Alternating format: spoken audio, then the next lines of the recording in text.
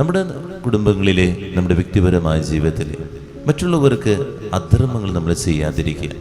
അത് നമ്മൾ ചെയ്തു കഴിഞ്ഞാൽ നമ്മുടെ ആത്മാർത്ഥമായി സ്നേഹിക്കുന്നവരൊക്കെ ഉണ്ടല്ലോ, പതുക്കെ പതുക്കെ തണുക്കുമെന്നുള്ളത്. ആരെയാ സ്നേഹിക്കുക? സ്നേഹിക്കുന്നവരൊക്കെ തിരിച്ചു തരുന്നത് ഇത് തന്നെയാണല്ലോ എന്ന് ചിന്ത വരുമ്പോൾ പേടി തോന്നും സ്നേഹത്തിന്. അങ്ങനെ ഒരു വ്യക്തികളാക്കി നമ്മൾ ആരെയും മാറ്റാതിരിക്കുക.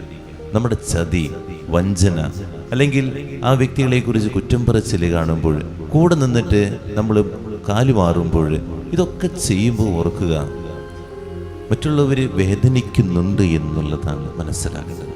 ഇതൊക്കെയാണ് അധർമ്മം എന്ന് പറയുന്നത്. ഈ അധർമ്മം നമ്മൾ ചെയ്യുമ്പോൾ നമ്മളെ ആത്മാർത്ഥമായിട്ട്, സത്യസന്ധമായിട്ട്, അതുപോലെ നെഞ്ചോട് ചേർത്ത് സ്നേഹിക്കുന്ന കുറേ പേര് വേദനിക്കുന്നുണ്ട് എന്നുള്ളതാണ്. ചിന്തിക്കേണ്ടത്രയേ ഉള്ളൂ. തണുത്തു പോവുക എന്ന് പറഞ്ഞു കഴിഞ്ഞാൽ, നമ്മൾ ചൂടുള്ളൊരു ഭക്ഷണം നമുക്ക് വേണ്ടി ഒരുക്കി വെച്ചു. ഈ ഭക്ഷണം ഒരുക്കി വെച്ചതിന് ശേഷം ആ ഭക്ഷണം ചൂടാറി കഴിഞ്ഞാൽ അതിന് രുചി ഉണ്ടാവില്ല. ഇത് തന്നെയാണ് പല കുടുംബങ്ങളിലും സംഭവിച്ചുകൊണ്ടിരിക്കുന്നത്, പല സമൂഹങ്ങളിലും സംഭവിച്ചുകൊണ്ടിരിക്കുന്നത്. കുറേയേറെ തിക്ത അനുഭവങ്ങൾ അവരുടെ ജീവിതത്തിൽ ലഭിച്ചു കഴിഞ്ഞപ്പോൾ പതുക്കെ പതുക്കെ തണുക്കാൻ തുടങ്ങുകയാണ്. ഞാൻ ആരുടെയും സ്നേഹം തണുപ്പിക്കുന്ന വ്യക്തിയാക്കാതിരിക്കട്ടെ. ചൂടുള്ളതാക്കി നിർത്താൻ, ആത്മാർത്ഥത കാണിക്കാൻ, എല്ലാവരെയും പൂർണ്ണമായിട്ട് സ്നേഹിക്കാൻ യേശു കുരിശിൽ കൊടുത്ത ആ സ്നേഹം എനിക്ക് പറ്റണം. ചൂടുള്ള സ്നേഹമാണ് അവൻ പകർന്നു നൽകിയത്.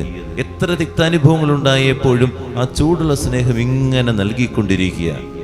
നമ്മളാണെങ്കിൽ എവിടെയെങ്കിലും മുറിപ്പാട് കിട്ടിക്കഴിയുമ്പോഴേക്കും മറ്റുള്ളവരെ വേദനിപ്പിക്കാനും എങ്ങനെ മുറിപ്പെടുത്താനും എന്ന് നോക്കിക്കൊണ്ടിരിക്കുന്ന വ്യക്തികളാണ്. അതുകൊണ്ട് സ്നേഹം തണുക്കാതിരിക്കട്ടെ, ചൂടുള്ളതായിട്ട് മാറാൻ സാധിക്കട്ടെ. സ്നേഹം തണുക്കുമ്പോൾ ഒരു ലോകം അവസാനിക്കുന്നു എന്നുള്ളതാണ് പറയുന്നത്. സ്നേഹം തണുക്കുമ്പോൾ ഒരു സമൂഹം നശിച്ചു പോകുന്നു. പ്രാർത്ഥിക്കാം.